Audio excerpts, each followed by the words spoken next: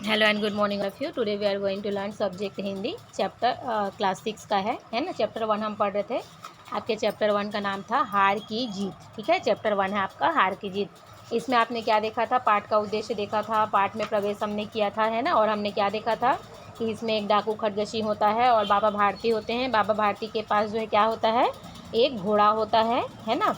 और खरगोशी जो है उसको देख के क्या करता है, उसको वो लेना चाहता है कि ये साधु ये क्या करेगा इस घोड़े को करके वो सोचता है। ठीक है, तो यहाँ तक के जो है हमने देख लिया था। ठीक है, अब नेक्स्ट चलिए हम देखते हैं।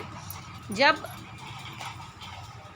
बाबा जी भी मनुष्य थे, है ना, वो अपनी वस्तु की प्रशंसा दूसरे के मुख से सुने तो उनका हृदय क्या हो गया था, अधीर हो गया था।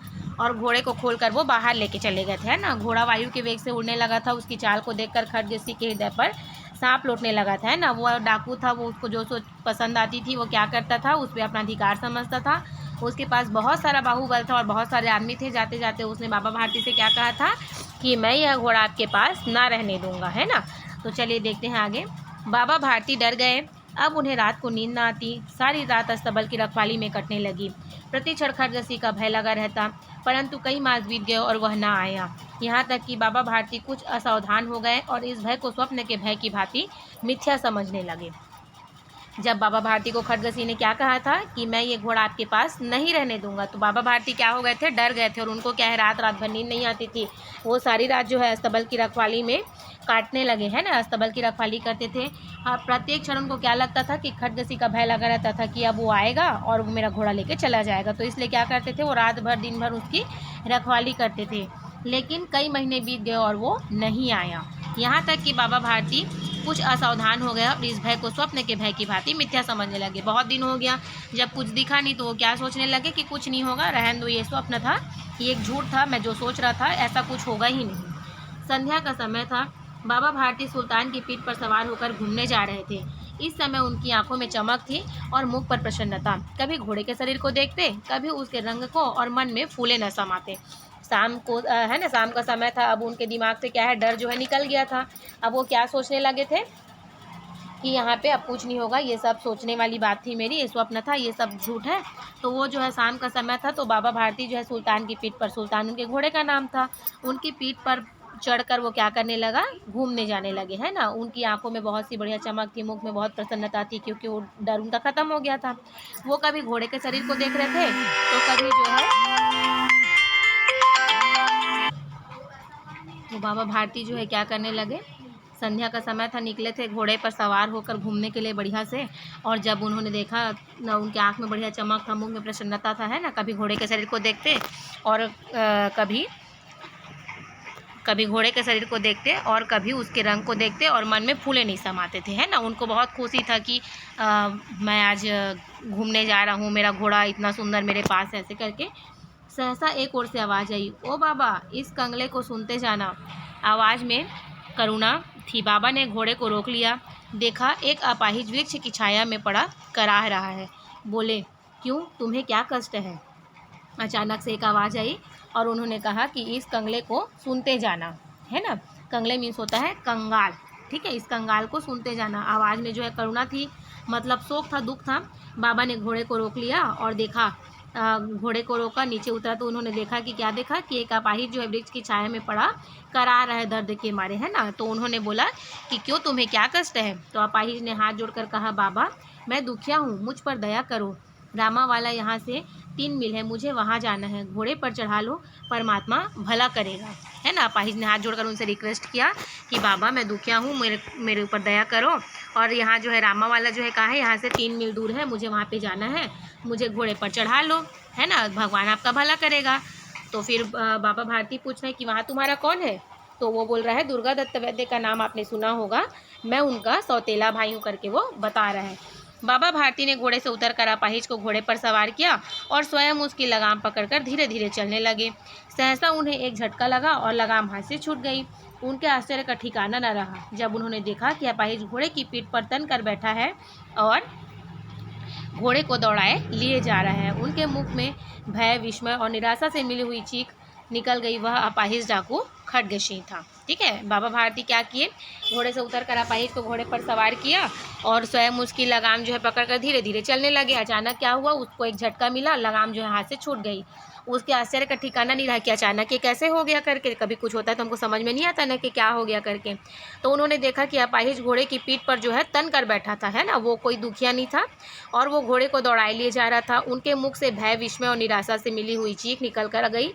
वह अपाहिज डाकू जो है कौन था, खड्ग सिंह था। ठीक है, देखो यहाँ पे पिक्चर में दिखा रहा है बाबा खड्ग सिंह है, सॉरी बाबा भारती हैं और ये खड्ग सिंह उनके घोड़े को दौड़ा के लेते जा रहे लेके, है ना। नेक्स्ट चले देखते हैं। बाबा भारती कुछ देर तक चुप रहे और उसके पश्चात कुछ निश्चय करके बल से चिल्ला कर बोले, जरा ठहर जाओ। खड्ग सिंह ने यह आवाज़ सुनकर घोड़ा रोक लिया और उसकी गर्दन पर प्यार से हाथ फेरते हुए कहा, बाबा जी, यह घोड़ा अब ना दूंगा, परंतु एक बात सुनते जाओ।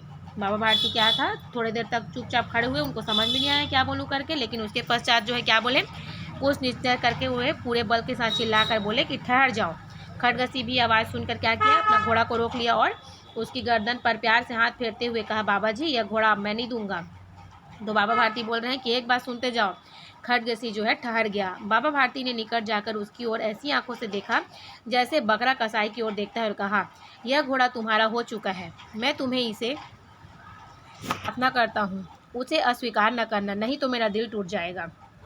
खड्ग सिंह जो है क्या है, बाबा भारती की बात सुनकर रुक गया, ठहर गया। बाबा भारती ने निकट जाकर उसकी ओर ऐसी आंखों से देखा जैसे बकरा कसाई की ओर देखता है और कहा, मैंने बहुत गुस्से से देखा और कहा कि यह घोड़ा तुम्हारा हो चुका है, मैं तुमसे इसे वापस करने को नहीं बोलूँगा, लेकिन खड्ग सिंह एक प्रार्थना करता हूँ, उसको अस्वीकार नहीं करना, नहीं तो मेरा दिल जो है टूट जाएगा।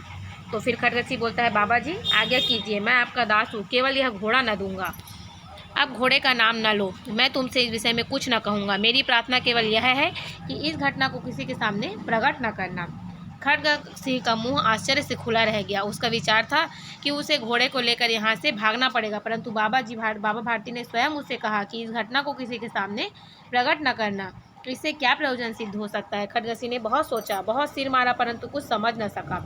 हार कर उसने अपनी आंखें बाबा भारती के मुख पर गड़ा दी और पूछा, बाबा जी, इसमें आपको क्या डर है। ठीक है, खड्ग सिंह जो है जब सुना कि इस प्रयोजन को आपको किसी को बताना नहीं है, जो ये घटना हुई है उसको, तो वो सोचने लगा कि आखिर ऐसा क्या हो गया, मैं तो इस घोड़े को लेकर यहाँ से भागना चाहता हूँ, लेकिन बाबा भारती क्या बोल रहे हैं कि इस घटना को किसी के सामने प्रकट ही मत करना बोल रहे हैं, किसी को बताना ही मत बोल रहे हैं, तो इसमें उनका क्या कार्य सिद्ध हो रहा है। तो खड्ग सिंह जो है बहुत सोचता है, बहुत अपना सिर मारता है, परंतु वो उसको कुछ जो है समझ में नहीं आता कि आखिर हुआ क्या है, क्यों ऐसा बोला जा रहा है ना। हार कर उसने अपनी आंखें जो है बाबा भारती के मुख पर गड़ा दी, उसको कुछ समझ में नहीं आया। तो आखिर उसको क्या हुआ कि इन्हीं से पूछूँ, अब मेरे को तो समझ में नहीं आ रहा है कुछ भी। तो बाबा जी इसमें आपको क्या डर है करके वो पूछ रहा है। तो फिर वो बोलते हैं, सुनकर बाबा भारती ने उत्तर दिया, लोगों को यदि इस घटना का पता लग गया तो वे किसी दीन दुखी पर विश्वास नहीं करेंगे। यह कहते कहते उन्होंने सुल्तान की ओर से इस तरह मुंह मोड़ लिया जैसे उनका उससे कभी कोई संबंध ही न रहा हो। बाबा भारती चले गए, परंतु उनके शब्द खड्ग सिंह के कानों में उसी प्रकार गूंज रहे थे। सोचता था, कैसे ऊंचे विचार है, कैसा पवित्र भाव है, उन्हें इस घोड़े से प्रेम था। इसे देखकर उनका मुख फूल की भांति खिल जाता था। कहते थे, इसके बिना मैं रह न सकूंगा। इसकी रखवाली में वे कई रात सोए नहीं, भजन भक्ति न कर रखवाली करते रहे, परंतु आज उनके मुख पर दुख की रेखा तक न दिखाई पड़ती थी। ठीक है, ये जो है बाबा भारती ने जब उसको बोला कि आप इस घटना को इसलिए नहीं बताओगे किसी को, क्योंकि इसके बाद अगर इसको कोई सुन लेगा तो कोई दीन दुखी पर विश्वास नहीं करेगा। यह कहते कहते उन्होंने सुल्तान की ओर इस तरह मुंह मोड़ लिया जैसे उसने कभी कोई संबंध रखा ही ना हो उन्होंने, और जो है वो चले गए। सुनकर बाबा भारती वहाँ से चले गए और खड्ग सिंह के कानों में जो बाबा भारती बोले हुए थे उनका शब्द जो है क्या हो रहा था, गूंज रहा था। वो सोचता था कि कैसे ऊंचे विचार हैं इनके, कैसे पवित्र भाव है ना, उन्हें इस घोड़े से कितना प्रेम था। इसको देखकर उनके मुख में उनका मुख जो है फूल की भांति खिल जाता था, है ना। बाबा भारती क्या बोलते थे कि इस घोड़े के बिना मैं रह नहीं सकूँगा। इसकी रखवाली में वे कई रात सोते नहीं थे, भजन भक्ति को नहीं करके वो क्या करते थे, घोड़े की रखवाली करते थे, परंतु आज उनके मुख पर क्या थी, दुख की रेखा तक न दिखाई पड़ रही थी, है ना। तो ये जो है हमने इसको अभी तक यहाँ तक देखा। अब नेक्स्ट वीडियो में मैं आपको नेक्स्ट पैराग्राफ से पढ़ाऊँगी। ठीक है, अभी के लिए थैंक यू।